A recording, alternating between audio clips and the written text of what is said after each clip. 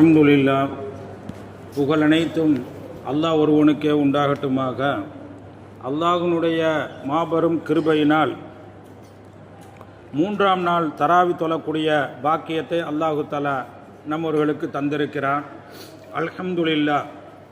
இந்த 3ஆம் நாள் தராவி தொழுதால் என்ன நன்மை, என்ன சிறப்பு என்று பார்க்கின்ற பொழுது, அரிசியில் உள்ள மலக்குமார்கள் தொழுதவர்களுக்காக துஆ செய்கிறார்கள் என்று நாம் பார்க்கிறோம்.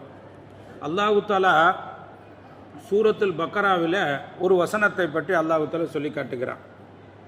பொதுவாக ஆதம் அலைஹி வஸ்ஸலாத்து வஸ்ஸலாம், ஹவ்வா அலைஹி வஸ்ஸலாத்து வஸ்ஸலாம் அவங்க 2 பேர்த்தையும் படைச்சான்.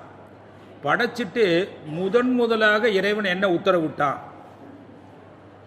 ஆதம் ஹவ்வா 2 பேர்த்தையும் அல்லாஹ் படைச்சா. படைச்சிட்டு முதலாக என்ன உத்தரவு போட்டான்? தொழுவுங்க உத்தரவு போட்டானா? நோன்பு வைங்க அப்படின்னு உத்தரவு போட்டானா? இல்லை நீங்கள் திக்ரு செய்யுங்க உத்தரவு போட்டானா? இல்லது காலை மாலை துஆ செய்யுங்க என்று உத்தரவு போட்டானா? அப்போ அவங்கள படைத்த உடனேயே முதல் உத்தரவு, முதல் கட்டளை எது என்று சொன்னால், அல்லாஹு தஆலா சூரத்துல் பக்கராவில் சொல்லி காட்டுகிறான், வலா தக்ரபா ஹாதிகி ஷஜரத்த, வலா தக்ரபா நீங்கள் நெருங்காதீர்கள், ஹாதிகி ஷஜரத்த இந்த மரத்தின் பக்கம் நெருங்காதீர்கள் அப்படின்னு சொன்னா என்ன? இந்த மரத்தின் பக்கம் நீங்கள் என்ன செய்ய, நெருங்கி சாப்பிடாதீர்கள். அப்படி இந்த மரத்தின் பக்கம் நெருங்கி சாப்பிட்டால் ஃபதகூனா நீங்கள் ஆகிவிடுவீர்கள் மினல் ஸாலிமீன் அநியாயக்காரர்களாக. அப்ப இந்த மரத்தின் பக்கம், மரத்திலே உள்ளதை நீங்கள் சாப்பிட்டால் அது ஹராமாக்கப்பட்டிருக்கிறது, உங்களுக்கு தடுத்திருக்கப்பட்டிருக்கிறது என்று அல்லாஹ் தஆலா சொல்லி காட்டுறான். அப்ப முதலாக ஆதம் ஹவ்வா இந்த 2 பேத்துக்கும் இறைவன் பிறப்பித்த கட்டளை தொழுகை அல்ல, நோன்பு அல்ல, ஜக்காத் அல்ல, ஹராமை நீங்கள் தவிர்த்து விடுங்கள். எதை இறைவன் தடை செய்திருக்கிறானோ, தடுத்து இருக்கிறானோ, செய்யக்கூடாது என்று சொல்லியிருக்கிறானோ அதை விட்டு தவிர்ந்து கொள்ளுங்கள் என்பது முதலாக இட்ட கட்டளை. அப்ப நம்மால் பார்த்தா யாருங்க? சைத்தான் பார்த்தான், இந்த இவங்க நிரந்தரமாக இருக்கணும்னு ஆசைப்படுறாங்க. அப்ப நிரந்தரமாக இருக்கணும் சொன்னா என்ன செய்ய முடியாது? இந்த ஹராமான காரியத்தை செய்யாம இருந்தா நிரந்தரமா இருக்கலாம். அப்ப இவங்களை எப்படியாவது தூக்கணுமே அப்படின்னு சைத்தான் என்ன செஞ்சான்? கவிழ்த்துட்டான். நல்ல குடும்பம் போய்கிட்டே இருக்கும், போய்கிட்டே இருக்கக்கூடியது சைத்தான், அதாவது எதையாச்சும் குடும்பத்துக்கு மத்தியில் பிரச்சனை உண்டாக்கிடுவான். 2 நண்பர்கள் இருப்பார், 2 நண்பர்களுக்கு மத்தியில் ஏதாவது ஒரு பிரச்சனை. இப்படி சைத்தான் என்பது சும்மா இருக்க மாட்டான். அப்ப ஆதம் ஹவ்வா நபிட்ட விளையாண்டான். எப்படி விளையாண்டா? நீ நிரந்தரமா இருக்குன்னு சொன்ன இந்த மரத்தின் பக்கம், இறைவன் தடுத்து இருக்கக்கூடிய ஹராம் என்று சொல்லி இருக்கக்கூடிய அதன் பக்கம் அதை நீங்க சாப்பிடுங்க. அப்ப அவங்களுக்கு என்ன ஆசை? சொர்க்கத்தை விட்டு யாருக்காவது போறோம்னு வருமா? சாதாரணமா ஒரு சுற்றுலா தலம் இருக்கு, அந்த தளத்துல போய் பார்க்கிறோம், நிக்கிறோம், போக ஆசை வர மாட்டேங்குது. இன்னும் கொஞ்ச நேரம் இருந்துட்டு போலாமே, இன்னும் கொஞ்ச நேரம் குற்றாலத்தை குடிச்சிட்டு போலாம், இப்படி எல்லாம் வருதா இல்லையா? இது இயல்பு. அப்ப சொர்க்கத்தை விட்டு யாருக்காவது போகணும்னு மனசு வருமா? வராது. அப்ப என்ன செஞ்சாங்க? இந்த மரத்தின் பக்கம் போய் என்ன செஞ்சா? சாப்பிட்டாங்க. அப்ப இறைவன் எதை ஹராம் என்று சொன்னானோ, அதை தடுத்தானோ, அதை சாப்பிட்டதின் காரணமாக அல்லாஹ் கொடுத்த நியமத்தை பறிச்சுட்டான். அல்லாஹ் கொடுத்த நியமத்தை பறிச்சு என்ன செஞ்சான் தெரியுங்களா? அவங்களை நிர்வாணமாக ஆக்கினான். ஆதம் ஹவ்வா 2 பேத்தையும் நிர்வாணமாக ஆக்கினான். இன்னும் கொடுத்த நியமத்துக்கள் அத்தனையும் வாங்கி கொண்டான். அதிலே சொர்க்கத்தை விட்டு வெளியேக்கிட்டான். சொர்க்கத்தை விட்டு போயிருங்க. ஏன்?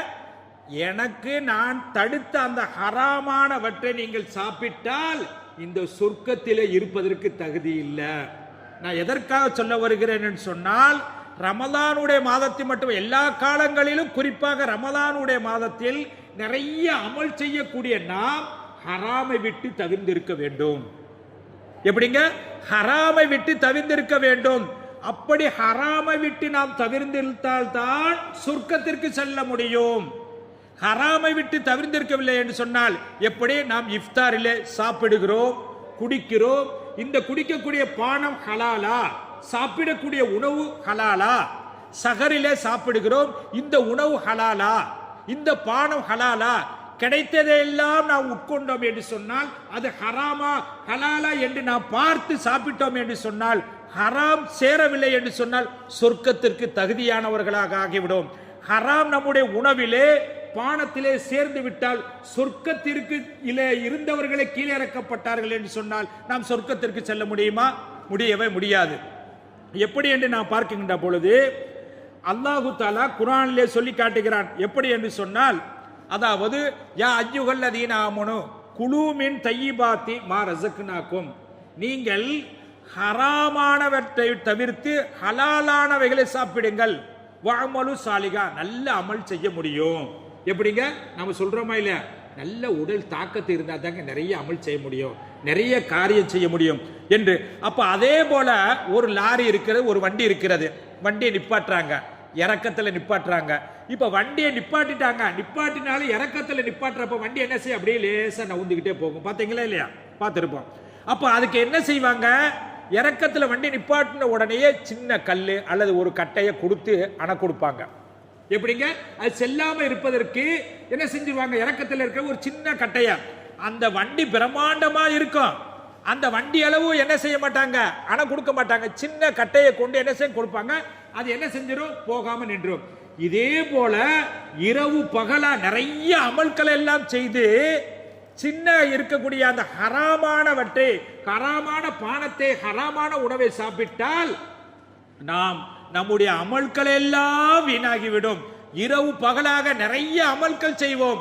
இந்த சின்ன ஹராம், அதாவது ஒரு கடுகளவு, ஒரு பொட்டுக்கல் அளவு நாம் ஹராமை நம்முடைய உணவிலோ பானத்திலே சேர்த்து கொண்டால் நம்முடைய அமல்கள் எல்லாம் என்ன செய்யப்படாது, ஏற்றுக்கொள்ளப்படாது. மட்டுமல்ல, நாம் சொர்க்கத்திற்கு உரியவர்களாக ஆக முடியாது. ஆகையினால் இந்த ரமலானை பெற்றுக் கொண்டிருக்கக்கூடிய நாம் மிக மிக கவனமாக இருக்க வேண்டும். ஹராம் நம்முடைய உணவிலோ பானத்திலோ சேராத அளவுக்கு நாம் பார்த்து கொண்டோம் என்று சொன்னால் நம்முடைய அமல் மற்றும் ஏற்றுக்கொள்ளப்படும். மட்டுமல்ல, சொர்க்கத்திற்கு எந்த விதமான தடையும் இல்லை என்பதையும் நமக்கு தெரிவிக்கிறது. ஆகையினால் எதை கேட்டோமோ அதன்படி அமல் செய்யக்கூடிய பாக்கியத்தை அல்லாஹ் தந்தல் புரிவானாக.